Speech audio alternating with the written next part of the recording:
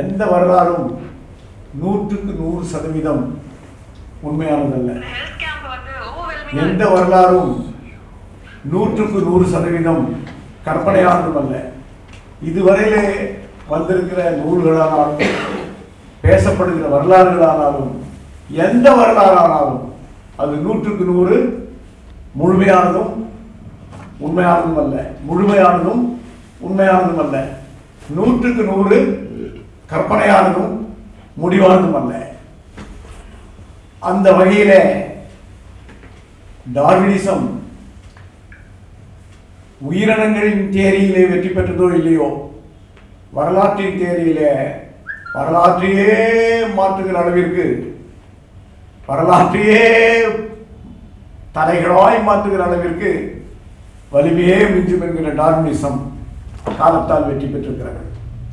Darwin உலகத்தில் உயிரினங்களானாலும் எதுவானாலும் வலிமையே மிஞ்சும், வலிமைதான் நிலைத்திருக்கும். மற்றவற்றை அந்த வளர்ச்சியை தடுத்து வலிமை மட்டுமே வளரும். அந்த வலிமை வரலாற்றிலே மிக மிக வளர்ந்திருக்கிறது. அதில் ஒரு பங்குதான் பல ரெஜிமெண்ட் மெட்ராஸ் ரெஜிமெண்டாக மாறிய வரலாற்று கதை. பாஸ் அம்பேத்கர் கதையே சொல்லாதவர், கதை சொல்லி அவருக்கு பழக்கமில்லை.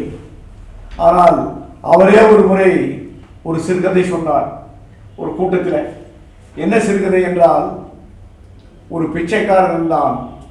அந்த பிச்சைக்காரன் பிச்சை எடுக்க வேண்டும் என்று விரும்பி ஊரில் இருக்கிற பெரியவர்களிடம் போய், ஐயா, நான் பிச்சை எடுத்து படுத்துக் கொள்வேன், எனக்கு உடல் ஊனம், வயதும் முதிர்ந்து போனது, உழைக்க முடியாது, ஏதாவது ஒரு இடத்தை ஒதுக்கி தந்தால், மக்கள் கூடுகிற பகுதியிலே ஒரு சண்டை பகுதியிலே ஒரு இடத்தை ஒதுக்கி தந்தால் நான் பிச்சை எடுத்து படுத்துக் கொள்வேன், எனக்கு உதவுங்கள் என்று ஒரு இடம் கேட்டான். அவர்களும் ஒரு இடத்தை தந்தார்கள். அந்த இடத்திலே உட்கார்ந்து அவன் பிச்சை எடுக்க தொடங்கினான். பிச்சை எடுத்து அவன் வாழ்க்கையை ஓட்டி கொண்டிருந்தான். இறுதி காலத்தில் அவனுக்கு மரணமும் விரைவில் வரும், சீக்கிரம் தன்னுடைய மரணம் வந்துவிடும் என்ற அச்சம் வந்த பின்னாலே இந்த ஊர் பெரியவர்களோடு கேட்டான், நான் காலகாலமாக இந்த இடத்துல உட்கார்ந்து பிச்சை எடுத்தேன், வாழ்க்கையை கடத்தினேன், உங்களுடைய பெரிய தயவோடு மனதோடு என் வாழ்க்கையே இந்த இடத்துல போய்விட்டது, நான் இறந்து போனால் கூட பெரியவர்களே இதே இடத்துல என்னை புதைத்து விடுங்கள், அது என்னுடைய ஆசை, என்னுடைய வேண்டுகோடு என்று கேட்டான். அவர்களும் பெரிய மனித தாராள பிரபுத்துவ மனதோடு இங்கேயே உன்னை அடக்க செய்வதற்கு ஏற்பாடு. ஒரு நாள் இறந்து போனான். இறந்து போனவருக்கு இந்த பணத்தை புதைப்பதற்கு தோன்றுகிறார்கள். இத்தனை ஆண்டு காலம் உட்கார்ந்து பிச்சை எடுத்து கொண்டிருந்த அந்த அவருடைய அடிப்பகுதியில ஒரு புதையல் இருந்தது. அதிலே ஏராளமான நகையும் வைரமும் மரகதமும் இருந்தது என்று பாபா அம்பேத்கர் சொல்வார். நீங்கள் உங்களை தோண்டி பார்த்தால் தெரியும், அந்த புதையல் தெரியும். ஒரு வரலாறு தெரியாமல் இந்த பிச்சைக்காரன் பிச்சை எடுத்தான் என்பதற்காக இதை சொன்னார். எந்த இடத்துல அவன் இவ்வளவு காலமா உட்கார்ந்து பிச்சை எடுத்தானோ அவனை புதைப்பதற்கு தோண்டிய போது அங்கே ஒரு புதையல் கிடைத்தது. அதுல ஏராளமான நகைகள். இந்த இடத்துல உட்கார்ந்தா அவன் பிச்சை எடுத்திருந்தான். எளிய மக்களின் வரலாறு என்பது இப்படித்தான் இருக்கிறது என்பதற்காக பாபா அம்பேத்கர் சொன்ன கதை. நீங்கள் தோண்டி பார்த்தால் அதில் எவ்வளவு பெரிய வரலாறுகள் எல்லாம் கிடைக்கும். எழுத்து வடிவம் வந்த பின்னால் தான் நூல்கள் வந்தது. எழுத்து வடிவத்துக்கு முன்னால் என்ன இருந்தது என்றால், இது இந்த ரெஜிமெண்ட் கதைக்கு வருவதற்கு முன்பாகவே நான் சொல்ல வேண்டியது, எழுத்தையே அதுவும் இந்த மண்ணுக்கு, தமிழ் மண்ணுக்கு கொண்டு வந்தவனும் கொண்டு வந்து சேர்த்தவனும் இங்கே அதை பரப்பியவனும் பறையன் எனப்பட்ட பாறையன். பறையன் என்ற சொல்லுக்கு பல காரணங்கள், பறை செய்தால் பல பல காரணங்கள். அதுல ஒரு காரணம், பாறையர்கள் பறையர்கள் ஆனார்களாம். எந்த பாறை? பாறைக்கு பல பொருள் உண்டு தமிழ்ல.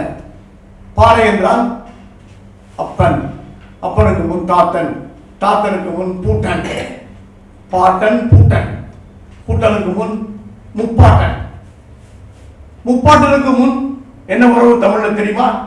தமிழ்ல அதுக்கு என்ன சொல் தெரியுமா? பாறையன். முப்பாட்டனுக்கு முன்ன என்ன உறவுக்கு பேரு? பாறையன்.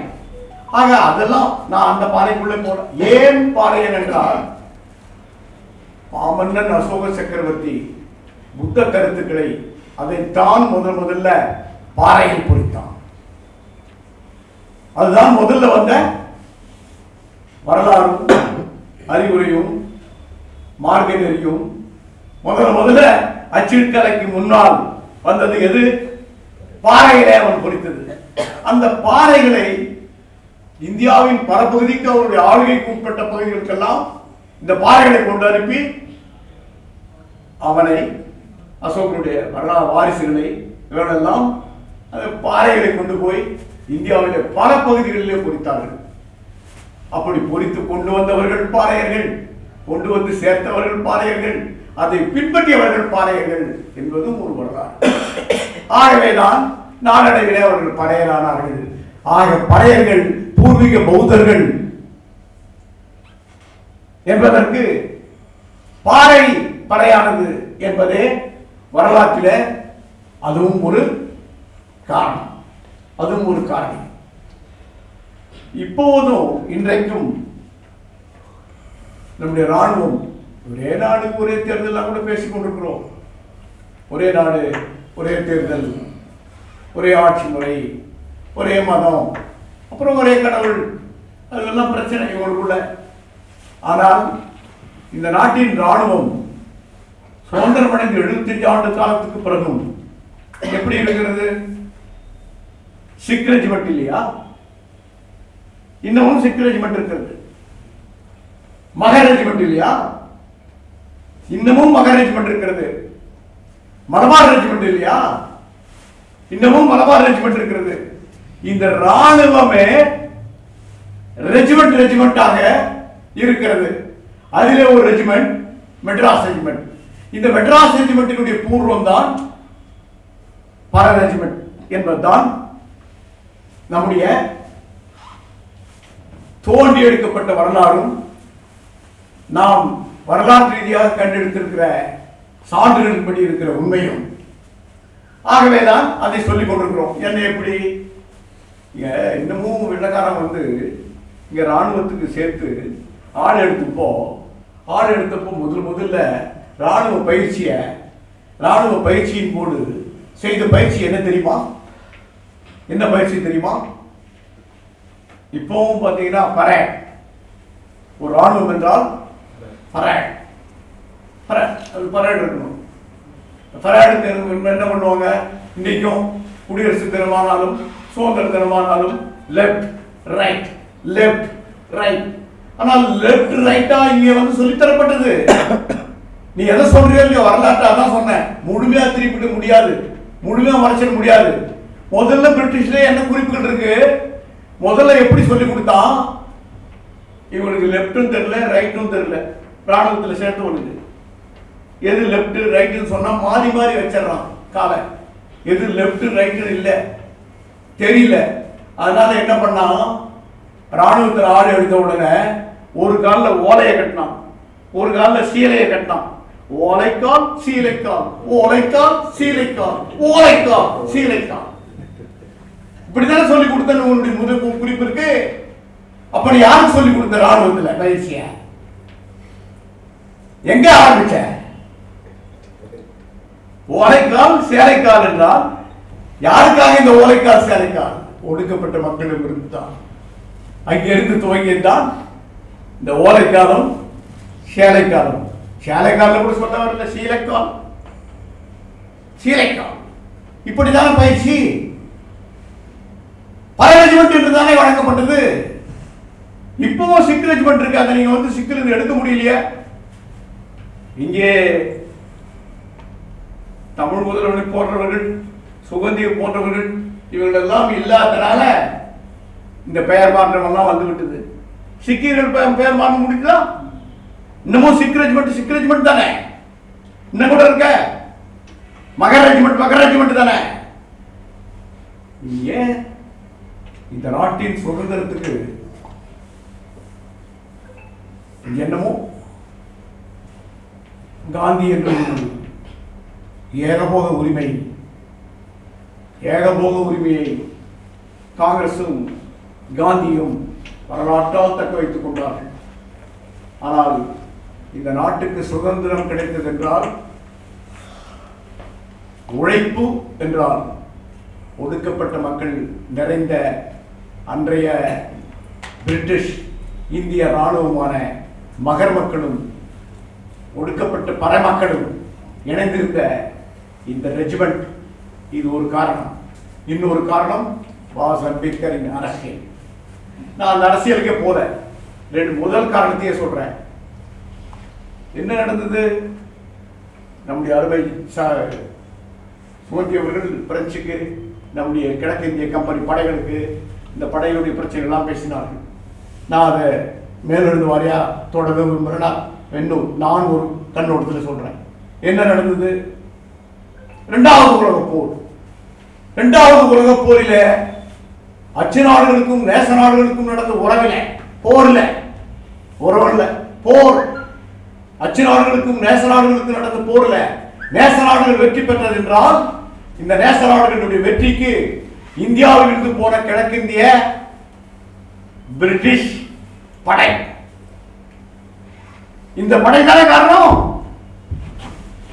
இல்லாவிட்டால் இரண்டாவது உலக போர்ல அச்சு நாடுகள் வெற்றி பெற்றிருக்கோம், நேச நாடுகள் வெற்றி பெற்றிருக்கோம், இங்கிலாந்தும் அமெரிக்காவும் வெற்றி பெற்றிருக்கோம். ஜப்பானும் ஜெர்மனியும் ஹிட்லரும் முசோலினியும் இவர்கள் தானே வெற்றி பெற்றிருப்பார்கள். முதல் உலக போர் மாதிரி ஏராளமான இழப்பை யார், அதாவது இந்த இரண்டாவது உலக போரில் பங்கேற்றவர்கள் எல்லாம், இங்கிருந்து போனவர்கள் எல்லாம், தரைப்படையாய் போனவர்கள் எல்லாம் துப்பாக்கி ஏந்தி அப்ப என்ன அணுகுண்டா இருந்து அப்பதான் தொடங்கலாம். என்ன படம் இருந்தது? பெரிய விமானப்படை வலிமையா இருக்குதா? தரைப்படை. அந்த தரைப்படையில் இருந்தவன் எல்லாம் ஒடுக்கப்பட்டவன், மகர் ரெஜிமெண்ட், பர ரெஜிமெண்ட், இவர்கள் தானே இருந்தார்கள். நானே எனக்கு தெரிஞ்சு எங்க அப்பா ஒரு ராணுவ வீரர். இந்த இரண்டாவது உலக போர்ல எப்ப பாடி இவருடைய பெருமையெல்லாம், நான் பர்மாவில் போய் சண்டை போட்டேன் தெரியுமா? இவர் பர்மா போனது வெளிநாட்டில் முதல் முறையா. இது எங்க? இங்கிருந்து கூலிப்படை, நேச நாடுகளுக்கு ஆதரவாக போன கூலிப்படை. இந்த கூலிப்படையில இவங்க போய் வந்து, எனக்கு தெரிந்து பெடரேஷனில் இருந்த தலைவர்கள் எல்லாம் 75% பாபாசாஹேப் அம்பேத்கர் உருவாக்கிய ஆல் இந்தியா எஸ்சி பெடரேஷன் தலைவர்களில 3/4 பேர் ராணுவ வீரர்கள், பழைய ராணுவ வீரர்கள்.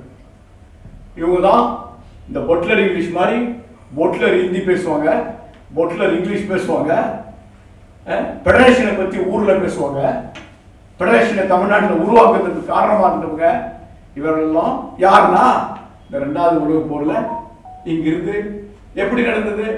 நீங்க இங்கிலாந்து ஆண்டுட்டு இருந்த லிபரல் பார்ட்டியும் லேபர் பார்ட்டியும், அவங்க 2 பேரும் அப்ப லிபரல் பார்ட்டி ரூல் பண்றான், லேபர் பார்ட்டி தேர்தல் நிக்க போறான். தேர்தல் வரப்போது, இங்கிலாந்துடைய காலனி நாடு இந்தியா. அப்பவே சொல்லிட்டானே அவன் லேபர் பார்ட்டி, நாங்க இந்த தேர்தலில் ஆட்சிக்கு வந்தா இந்தியாவுக்கு சுதந்திரம் கொடுக்க மாட்டான். நீ எல்லாம் இங்க கேட்காததுக்கு முன்னையே அவன் உள்ளூர் அரசியல்ல இங்கிலாந்துல 2 கட்சி தேர்தல் நடக்கு. லிபரல் பார்ட்டியும் லேபர் பார்ட்டியும் தேர்தல் நிக்குது. லிபரல் பார்ட்டி ஆளுங்கட்சியா இருக்கு, லேபர் பார்ட்டி எதிர்கட்சியா இருக்கு. நாங்க ஆட்சிக்கு வந்தா இங்கிலாந்துடைய காலனி நாடுகளுக்கு எல்லாம் சுதந்திரம் தருவோம். நமக்கு மட்டும் தந்தா இந்தியாவுடைய காலனி நாடு அவனுடைய தேர்தல் வாக்குறுதி இது. அவன் ஆட்சிக்கு வரான். ஆட்சிக்கு வந்த உடனே உலக போடுறான். இங்க இருக்கிறவனை பார்த்து கேட்டுக்கிறான், இங்க உலக போர்ல இல்ல, இங்க இருக்கிற படையெல்லாம் எங்களுக்கு ஆதரவு தெரிவிக்கணும். ஆதரவு தெரிவிச்சா உலக போர் முடிஞ்ச உடனே நான் சுதந்திரத்தை கொடுத்துருவோம். இப்ப நாங்க அது வரைக்கும் டொமினிக் அந்தஸ்து கொடுக்குறோம். நேரடியாக எடுத்த உடனே சுதந்திரம். டொமினிக் அந்தஸ்து கொடுக்கல, இந்தியாவுக்கு டொமினிக் அந்தஸ்து கொடுக்கல. டொமினிக் அந்தஸ்து கொடுத்தானே. இதுவெல்லாம் நடந்தது என்றால், இதுல நம்ம சகோதரர்கள் எல்லாம் லட்சம் லட்சமாய் சிந்திய ரத்தம். இதுக்கு காங்கிரஸ் இயக்கம் காரணம் அல்ல. அப்பவே கான்ட்ராக்ட் முடிஞ்சு போச்சு. வேர்ல்டு வார் முடிஞ்ச உடனே எல்லாம் வீட்டுக்கு அனுப்பப்பட்டாங்க. அவ்வளவுதான், இவங்க வேலை முடிஞ்சு போச்சு. அப்ப எடுத்த ஆள் இந்த ராணுவத்தில் ஆள் சேர்க்கிற போது அரைகூவல் விடுத்தவர்களே பாஸ் அம்பேத்கர் ஒருவர். நம்முடைய சகோதரர்கள் எல்லாம் இந்த படையில் சேர வேண்டும், இந்த போரில் பங்கேற்க வேண்டும், நேசநாடுகளுடைய வெற்றிக்கு துணை நிற்க வேண்டும் என்று அரைகூவல் விடுத்தவர் பாஸ் அம்பேத்கர். யாரு போனா அன்றைக்கெல்லாம் எந்த எந்த இன்றைக்கு இருக்கிற சோகால்டு பிராமணர்கள் துப்பாக்கி ஏந்தி போனார்களா? இன்றைக்கு இருக்கிற மற்றவர்கள் எல்லாம் துப்பாக்கி ஏந்தி போனார்களா? பாட்டி எத்தனை முறை அழுதுட்டு இருக்கோம் தெரியுமா? ஒரு புள்ளடா எனக்கு, ஒரு புள்ள போயிட்டான்னு. என் வாழ்க்கையில நான் பார்த்தது செகண்ட் வேர்ல்டு வார் போனது. அந்த காலத்துல அழுது டயபெட்டிக் வந்து பார்வையே போயிடுச்சு. வந்த பின்னாடியும் நினைக்கிறப்பெல்லாம் ஆடுவாங்க. ஒரு பிள்ளை இந்த மாதிரி கொண்டு போய் சேர்த்து விட்டானுங்க, அது வருமா போமானா. அந்த எங்கள் மாவட்டத்தில் பஸ்மாத்தூர்னு ஒரு கிராமம். இன்றைக்கும் அந்த கிராமத்தில் மிக குறைந்தபட்சம் ஒரு 200 ராணுவ குடும்பம், ராணுவர்களுடைய குடும்பம், ராணுவ குடும்பம். இவர்களெல்லாம் செஞ்ச தியாகம் தான். இப்ப எனக்கு ஒரு மாதத்துக்கு முன்னாடி விடுதலை சிறுத்தை நாடாளுமன்ற உறுப்பினர் என்னுடைய சகோதரர் தோழர் ரவிக்குமார் ஒரு நாள் தொலைபேசி செய்தார். ஏன்னா இந்த ஒரு பிரச்சனையை பேசணும்னு பெருசாக்கணும்னு நான் கூட வந்து ஒரு கடிதம் அமைச்சிருக்கேன் முதலமைச்சருக்கு. அந்த கடிதத்தினுடைய நகலை கூட நான் உங்களுக்கு அனுப்பிச்சு விடுறேன். பல ரெஜிமெண்ட்டுக்கு ஒரு நினைவு சின்னம் வேணும். போர் நினைவு சின்னத்துக்கு பூந்தமல்லி பகுதியில சில குறிப்புகளை எடுத்தவர். இந்த பூந்தமல்லி பகுதியில பல ரெஜிமெண்ட்டுக்கு ஒரு நினைவு சின்னம் வேணும். இதை நான் உங்களுக்கு நான் அனுப்பிச்சு விடுறேன். நான் ஒரு கடிதமும் விண்ணப்பமும் அனுப்புறேன். சில மாதங்களுக்கு முன்னால் நாடாளுமன்ற உறுப்பினராக இருக்கிற சகோதரர் ரவிக்குமார் சொன்னார், இந்த நினைவு சின்னமே வேணும், இல்லைன்னா இது மறைஞ்சியே போயிட்டு போட்டிருக்கு, இந்த வரலாற்றையே மறைத்து விடுவார்கள் போட்டிருக்கிறது என்று அவர் சொன்னார். வரலாற்றை மறைப்பது என்பது காலகாலமாய் நம்மை அடக்கியாள முயற்சித்துக் கொண்டவர்களுடைய வாடிக்கையான பண்பாடு. அது பேர் பண்பாடே இல்லை, மோசடித்தனம். வாடிக்கையான இன்னைக்கும் இப்போ 1800 கோடி செலவழிச்சு ஒரு ராமர் கோயில் கட்டி, ராமர் கோயில்ல ஒரு சிலையை வச்சு அதுக்கு வந்து பெரிய நித்தல். இந்த சிலைக்கு பின்னாடியே ஒரு இது இருக்கும், பார்த்தீங்கன்னா கிருஷ்ணாவதாரத்துக்குலாம் இருக்கும். அதுல புத்தரை சேர்த்து வச்சுட்டாங்க. புத்தர் ஒரு கிருஷ்ணாவதாரம்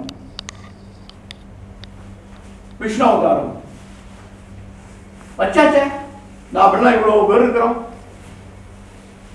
இந்த காலத்துல புத்தர் ஒரு விஷ்ணாவதாரம் சொன்னாங்க. அவங்க ஆரம்பிக்கிறப்ப சொன்னாங்க, புத்தர் பறக்காத்துக்கு முன்னே அவங்க அம்மாவுடைய கனவுல ஒரு யானை, வெள்ளை யானை வந்தது. அந்த வெள்ளை யானை உனக்கு ஒரு மகன் பிறப்பான், இப்படி எல்லாம் அவன் வாழ்வான் அப்படின்னு சொன்னது. அப்புறம் புத்தர் பிறந்தாரு. புத்தர் வளர்ந்தாரு. ஒரு நாள் திடீர்னு வெளில வந்தாரு. வெளியில வந்த உடனே பார்த்தா ஒரு பணம் போயிட்டு இருந்தது. இந்த பணத்தை பார்த்து என்னன்னு கேட்டாரு. இது பணம் செத்து போச்சு, சாவுன்னு சொன்னாங்க. இன்னொரு இடத்துல ஒரு பிச்சைக்காரனை பார்த்தாரு. இவன் ஏன் இப்படி பிச்சை எடுக்கிறான், படி எடுக்கிறான்னா. இன்னொரு இடத்துல ஒரு விபச்சாரியை பார்த்தாரு.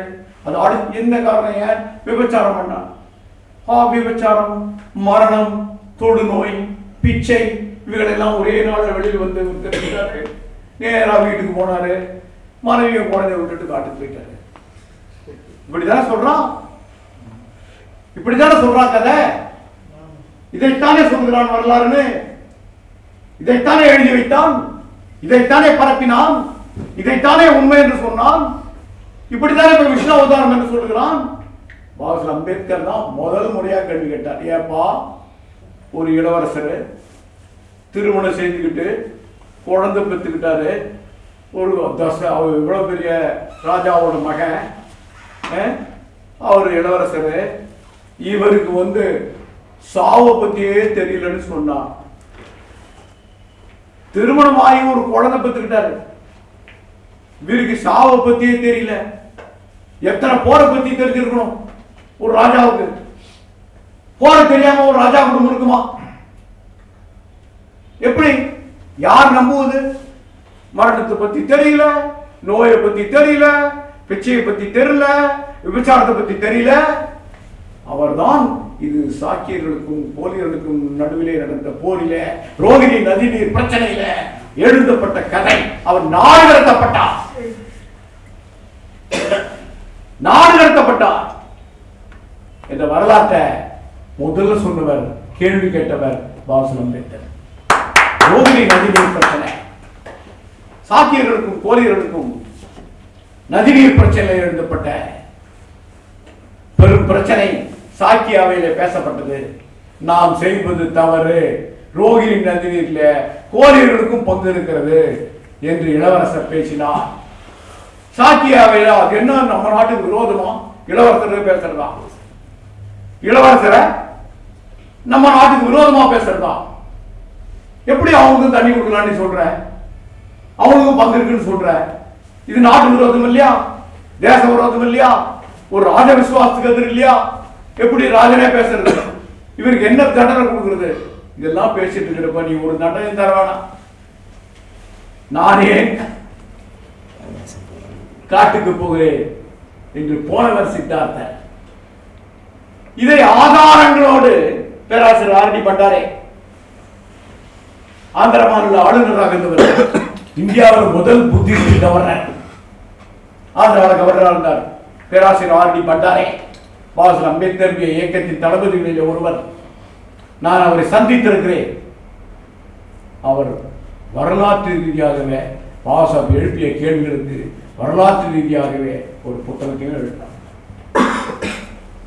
இப்படி மறைக்கப்பட்ட வரலாற்றை பலமுறை நம்முடைய வரலாற்று அறிஞர்கள் தோண்டி துருவி எடுத்து தமிழ் முதல்வரை போன்றவர்கள் இந்த மாதிரி தோண்டி எடுக்கிற முயற்சியில தான் வந்திருக்கு. இப்ப நீங்க திருப்பதியில் ஒருத்தர் ஒரு பேராசிரியர், அந்த பேராசிரியர் திருப்பதி வெங்கடாஜலபதியே எப்படி ஒரு புத்தருடைய சிலை மாற்றப்பட்டது என்பதை அவ்வளவு தெளிவுபட ஒரு வரலாற்று எழுதியிருக்கார். அவ்வளவு தெளிவுபட. இன்னொருத்தர் கேரளால பிஹெச்டி பண்ண டாக்டரேட் பண்ணவர், பிஹெச்டி பண்ணவர். அவர் ஐயப்பன், அது ஐயப்பனே இல்ல, சாஸ்தான் சொல்றதெல்லாம் சித்தார்த்த புத்திரை. சாஸ்தா என்றாலே எப்படி புத்தர் ஆவார்? அவர் சொல்றதெல்லாம் நீங்க பாத்தீங்கன்னா சரணம், நம்ம சொல்றதுதான் சரணம். புத்தம் சரணம், சங்கம் சரணம், தம்மோ சரணம். இதை நாம் சொல்லிக் கொண்டிருக்கிறோம். அதுலேயும் அவன் தான் சொல்லுவோம் சரணம் சரணம் சரணம் சரணம் சரணம். சாஸ்தா எப்படி ஐயப்படானா? எவ்வளவு வரலாறு. இங்க தஞ்சாவூர்ல தாத்தா அட்டமணி சீனிவாசன் எழுதியிருப்பாரு. தாத்தா அட்டமணி சீனிவாசன் எப்படி அந்த கோயில் எழுப்பப்பட்டதுன்னு, யாருக்கு சொந்தமானதுன்னு இந்த வரலாறு நீங்க தமிழக வரலாற்றுல நீங்க பார்த்துட்டே வந்தீங்கன்னா எல்லாம் சோழர் காலம், பாண்டியர் காலம், சேரங்காலம், எல்லா காலமும் எழுதி சங்க காலம், அந்த காலம், இந்த காலம், வெள்ளப்பூண்டு காலம், வெங்காய காலம், திடீர்னு வந்து கடப்பரர் காலம், இருண்ட காலம் இருக்கும். அப்ப என்ன லைட்டே இல்லையா? தமிழ்நாடு முழுவதும் லைட்டா பட்டாங்களா? இருண்ட காலம்னா இருண்ட காலம்னா என்ன? தமிழ்நாடு முழுவதும் மின்சாரம் இல்லையா? விளக்கெரி இல்லையா? இருட்டா போச்சா? இல்ல அமாவாசையை நீடிச்சுதா? அமாவாசையை தொடர்ந்து நீடிக்கணும். யாராவது சாபம் கொடுத்துட்டான்னு ஒரு கதை சொல்ல. அமாவாசை ஒரு நாள் இல்ல, அது 10 வருஷத்துக்கு அமாவாசை நீடித்து இருந்ததாக சிவபெருமான் சாபம் வந்துட்டாரு, விஷ்ணு கொடுத்துட்டாரு சாபம் ஒன்று எழுதி வைய. எப்படியோ மறந்துட்டான். வெறும் இருண்ட காலம், கடப்பரர் காலம், அது இருண்ட காலம். அதைத்தான் இப்போ ஒருத்தர் நம்முடைய சகோதரர் கலிபெருமாள் ஆராய்ந்து ஒரு புத்தகம் எழுதினார். இது கலப்பற காலமா கலப்பறையர் காலமா? கலப்பற காலமா கலப்பற பறையர் காலமா? ஏன் இது இருண்ட காலம்? இந்த இருண்ட காலத்தை பற்றி குறிப்பே இல்லையா? அதுக்கு முன்னாடி குறிப்பு இருக்கு, பின்னாடி குறிப்பு இருக்கு. இந்த நூல்கள் எல்லாம் எரிக்கப்பட்டது, அழிக்கப்பட்டது. அந்த வரலாறுலாம் கலப்பரர்கள் மன்னர்களாக இருந்த காலமெல்லாம் அழிக்கப்பட்டது, எரிக்கப்பட்டது, மறைக்கப்பட்டது. இதை போல ஏராளமான வரலாறு, ஏராளமான. இப்ப நீங்க விநாயகர் சதுர்த்தி ஊர்வலம் நடத்தலாம். ஒவ்வொரு ஆண்டும் RSS நடத்துற விநாயகர் ஊர்வலம் பாருங்க. இப்ப புதுசா ஒரு 4-5 வருஷமா விநாயகர் ஊர்வலத்துல விநாயகர் படத்தோட சேர்த்து அம்பேத்கர் படத்தையும் வச்சுட்டான். இன்னும் 15 வருஷம் வச்சு ஒருத்தன் எழுதுவான், விநாயகர் தான் ஒரு பிறவியில அம்பேத்கரா பொறுத்தாருங்க. எழுதுவோம், எழுதத்தான் எழுதுவோம். அப்புறம் அதற்கு ஒரு 10 பேர் பாட்டு பாடுவான். அவர்கள் எப்படிப்பட்ட வித்தை தெரிந்தவர்கள் என்றால், பாஸ் அம்பேத்கர் சொன்னது மாதிரி வெறும் களிமண்ணை வைத்து கூட பொட்டு வைத்து வியாபாரம் செய்யக்கூடிய வலிமை பெற்றவர். இன்னமும் ஒரு சாணியை வச்சு ஒரு பூவை வச்சு உட்கார்ந்துருவான், ஒரு ஆளு உட்கார்ந்துருவான். அப்படிப்பட்ட மோசடி வரலாற்றை வெறும் சாணியை வைத்து எவ்வளவு பெரிய ஆட்களையும் கண்ணடிக்க செய்கிற வலிமை பெற்றவர்கள். அவ்வளவு பொய்களாலேயே இந்த உலக வரலாற்றை மாற்றியவர். நாடனுடைய பரலட்சுமனுடைய வரலாறு முழுக்க முழுக்க போய்விட்டது. பறை என்பது ஒரு, நீங்க எதுவாக இருந்தாலும், அது பாறையராக இருந்தாலும் பறையராக இருந்தாலும் வேறு எந்த காரணமாக இருந்தாலும் அது எந்த வகையிலும் ஒரு இழிவான சொல்லே அல்ல, ஒரு இழிவான சொல்லே அல்ல. இந்த பறையர் என்பது எந்த பல கருத்து மாறுபாடுகள் இருந்தாலும் தேவனே பாவாணர் ஒரு பெரிய மொழி ஆராய்ச்சியாளர், அதை யாரும் மறுக்க முடியாது. நல்ல மொழி ஆராய்ச்சியாளர். வேர் சொல், ரூட் வேர்ட் என்பதில் அவருக்கு நிகராய் ஒரு தமிழர்கள் கிடையாது. வேர் சொல்களை வைத்துதான் மொழிபெயர்க்க வேண்டும் என்கிற அப்படிப்பட்ட ஒரு பேரறிஞர். அவர் ஒரு முறை சொன்னார், ஒரு மனிதனுடைய பண்பாடு என்பது, அந்த பண்பாடு என்பது அவருடைய மொழி, அவருடைய இசை, அவருடைய அதை பொறுத்து இருக்கு. மொழி, இசை, இதுவெல்லாம் அந்த பண்பாடுடைய உச்சக்கட்டம். ஒரு இசை என்பது ஒரு உச்சக்கட்டம். மனிதனை பண்படுத்துகிற அந்த பண்பாடு இசை. அந்த இசைய உலகத்திலேயே நான் ஆய்ந்த வகையில the first orchestra பரமளம் தான். the முதல் ஆர்கெஸ்ட்ரா அப்படிங்கிறது எப்படி சொல்றது தமிழ்லன்னா சேர்ந்திசை. ரொம்ப காலமா வானூர்ல வச்சுக்கிட்டு இருப்பாங்க சேர்ந்திசை, சேர்ந்திசை. இது சேர்ந்திசை. உலகத்திலேயே முதல் இசை ஆர்கெஸ்ட்ரா என்று சொல்லுகிற அந்த சேர்ந்திசை, அதை தங்களுடைய வாழ்க்கையில் ஒரு பண்பாடாய் ஒரு பகுதியாக வைத்திருந்தவர்கள் பறையர்கள். அவர்கள் எவ்வளவு பண்பாட்டிலே மேம்பட்டவர்கள் என்பதற்கு அது இலக்கணம். என்ன இந்த ஆர்கெஸ்ட்ரா அப்படி என்ன அவர் ரொம்ப திறம்பட சொன்னார். உங்களுக்கு ஒரு டியூன், எனக்கு ஒரு டியூன், அவருக்கு ஒரு டியூன், இவருக்கு ஒரு டியூன், இந்த 4 டியூனும் சேர்ந்து இசைக்கிறது தான் சேர்ந்து இசை. 4 டியூன். அப்ப நோட்ஸ் இல்ல, புக் இல்ல, எதுவுமே இல்ல. நோட்ஸ் இல்ல, புக் இல்ல, டேப் ரெக்கார்டர் இல்ல, இந்த மாதிரி மைக் இல்ல, எதுவுமே இல்ல. பேன் அடிக்கிறவன், தாசா அடிக்கிறவன், பலகை அடிக்கிறவன், இந்த இப்படி தட்டுறதுக்கு ஒரு பேர் இருக்கும். பெரிய ட்ரம் ஒடிச்சு அடிப்போம், அதுக்கு ஒரு பேர் இருக்கும். தாசா, பலகை, மேளம், அப்புறம் இன்னொன்னு. இந்த 4த்துக்கும் ஒரு 4 டியூனை சேர்த்து ஒரே டியூனா கம்போஸ் பண்ணி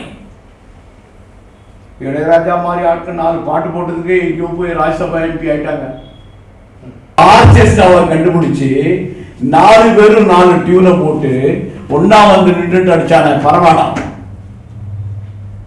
அவன் டியூனை ஒரே இதுவரைக்கும் இந்த பரமேளத்துல ஒருத்தன் இன்னொன்னு இந்த என்ன தனி ஆலாபனம், இந்த தனி ஆலாபனம் ஒரு புல்லாங்குழல் வாசிக்கிறவன் தனியா வாசிக்க முடியும், ஒரு வீணை வாசிக்கிறவன் தனியா வாசிக்க முடியும்.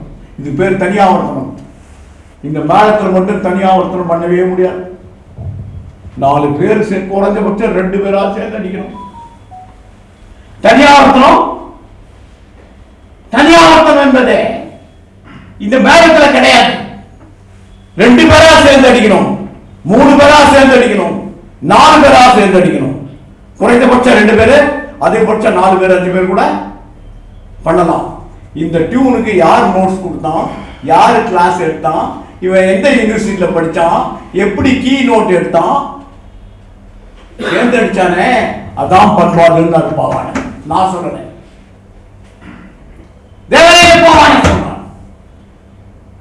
ஒரு சமூகத்தின் பண்பாடு என்பதை அவர்களின் இசையை வைத்து புரிந்து கொள்ள முடியும். இந்த இசை உலகத்தின் முதல் ஆர்கெஸ்ட்ரா சேர்ந்து இசை. அந்த இசை ஒரு இலக்கணம் தான். என்ன இது வரைக்கும் நானும் எவ்வளவு முறை பேசிட்டேன். இப்பதான் கொஞ்சம் கொஞ்சமா சட்டமன்றத்தில் பேசுறேன். மேல அடிக்கிறவனுக்கு பத்மஸ்ரீ பட்டம் கொடுக்க தர மாட்டியாங்க. இங்கிருந்து ஐநா சபைக்கு போய் வீணதா வாசிக்கணுமா? ஏன் அந்த ஐநா சபையில எங்க கலாச்சாரம் போக கூடாதா? ஒரு முறை போய் மேல அடிச்சு காட்டு. ஐநா சபையில இங்கிருந்து போற பரிவர்த்தனை குழு இருக்குல்ல, இது என்ன ஒதுக்கப்பட்ட இசையா? காட்டு. இப்பதான் கொஞ்சம் கொஞ்சமா அன்றைக்கு இன்னும் சகோதரர்களே, இது ஒரு சின்ன அரங்கம் வந்தாலும் சில நிகழ்வுகளை தெரிந்து கொள்ள வேண்டும். இதை நான் பேசினப்போ எனக்கே எதிர்ப்பு வந்து சட்டமன்றத்தில் நான் இப்படி பேசிய போது 80களில் எனக்கு என் நண்பரே, என் சகோதரரே, என் சக, நான் இதுல ஒளிமறைவே இல்லை சொல்றேன், டாக்டர் சேப்பல் என்னை கண்டிச்சு பெரிய அறிக்கை விட்டார். எந்த மோடத்தை நம்ம ஒழிக்கணும்னு சொன்னமோ அந்த மோடத்தை சுதந்திர தின அணிவகுப்புல, குடியரசு தின அணிவகுப்புல, ஐநா சபையில ஒழிக்கணும்னு சொல்லி ஒரு சட்டமன்ற உறுப்பினர் பேசுறாரே, என்ன நியாயம் அப்படின்னு சகா சேப்பன் கேட்டு கேட்டார். என்னை எதிர்த்து அறிக்கை விட்டார். நான் அவர் பார்த்து திருப்பி சொன்னது, இது என்ன மட்டும் திட்டுறியா, ரெட்டமலை சீனிவாசன் சேர்த்து திட்டுறியான்னு கேட்டேன்.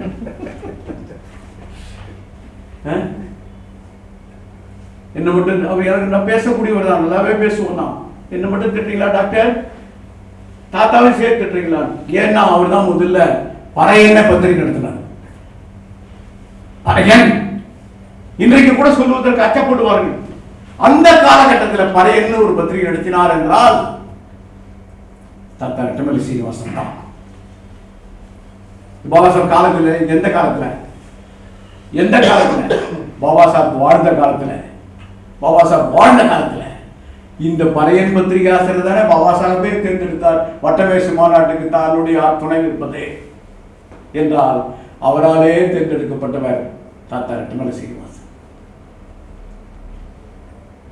எவ்வளவு பெரிய ஒண்ணா வரலாறுலாம் நானே சொல்லிட்டேன். இந்த பரரெஜிமெண்ட் பத்தி நாம் மேலெழுந்து வாரியாதான். ஆனால் இது ஒட்டிய கருத்துக்களை ரெட்டமலை சீனிவாசன் சட்டமன்றத்தில் ஒரு முறை பேசுறார். இந்த வரலாறு எப்படி தோல்வி, நான் உங்ககிட்ட பஞ்சமி நிலைமை வேணும், இந்த கனம் பிரிட்டிஷ் அரசாங்கத்தாரிடம் என் தாழ்மையான பிரேரணை, கோரிக்கை, பிரேரணை, என் தாழ்மையான பிரேரணை என்றால் நான் உங்ககிட்ட நிலம் வேணும், அது வேணும், இது வேணும்லாம் கேட்க மாட்டேன். எனக்காக, எங்கள் சமூகத்துக்காக ஜனம் பிரிட்டிஷ் சர்க்கார் மனம் ஒன்றை நிறைவேற்றினால் ஒன்று போதும். என்ன, நீங்கள் ஆட்சிக்கு வந்த பின்னாலும் முன்னாலும் எங்கள் மூதாதையர்கள் கை நாட்டு போட்டு நிலப்பத்திரம் செய்திருந்தால் அந்த கைநாட்டு போட்ட பதிவுகளை மட்டும் ரத்து செய்யுங்கள். இந்த கைநாட்டு போட்ட பத்திரம் இருக்குல்ல, இந்த கைநாட்டு போட்ட பத்திரம் மட்டும் ரத்து செய்யுங்கள். இந்த நாட்டில் இருக்கிற 50% நிலவர சொத்துக்கள் எங்களுக்கு வரும். எல்லாம் ஏமாத்தி வாங்கிட்டான்னு சொல்லாம கைநாட்டு போட்டு பதிவு செய்யப்பட்ட எங்கள் மூதாதையர்கள் அந்த பதிவுகளை மட்டும் ரத்து செய்யுங்க. பிரிட்டிஷ் அரசாங்கமே எங்க நிலை எங்களுக்கு வந்துருவோம். இப்படிதானே எல்லாவற்றையும் நடந்திருக்கிறோம்.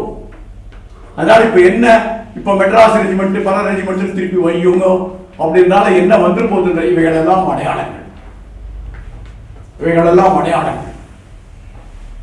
ஒரு இமானுவேல் சேகருக்கு மாவட்டம் ஒன்று கேட்டாங்க, என்ன ஆச்சு? இமானுவேல் சேகருக்கு தமிழ்நாட்டில் எல்லாருக்கும் மாவட்டம் வச்சுக்கிட்டு வந்தாங்க. இவருக்கு மாவட்டம், அவருக்கு மாவட்டம், இவருக்கு மாவட்டம், அவருக்கு மாவட்டம், எவருக்கும் மாவட்டம், வந்தவருக்கு போனவர்கள்லாம். கடைசியா இமானுவேல் சேகர் மாவட்டம் வைக்கணும் அப்படின்னு வந்தது. பிரச்சனை எழுப்பப்பட்டது. அப்பா நேரத்துல சுந்தரலிங்க போக்குவரத்து கழகம்னு ஒன்று இருக்க ஒரு காம்பன்சேஷன் பண்ற மாதிரி அறிவிச்சாங்க. அது முடியல, இது சொல்லிடலாம். ஒரு டிரான்ஸ்போர்ட் கார்பரேஷன் பஸ் விட மாட்டேன்ட்டானே, பஸ்ஸே வேணாம், பஸ் அவன் பஸ் விடுன்னு கேட்பான். இந்த சுந்தரலிங்க குடும்ப போக்குவரத்து கழகம் பேர் இருந்தா அந்த பஸ் வரக்கூடாது. ஆர்ப்பாட்டம், போராட்டம், பிரச்சனை. உடனே அனைத்து கட்சி கூட்டம் நடக்குது.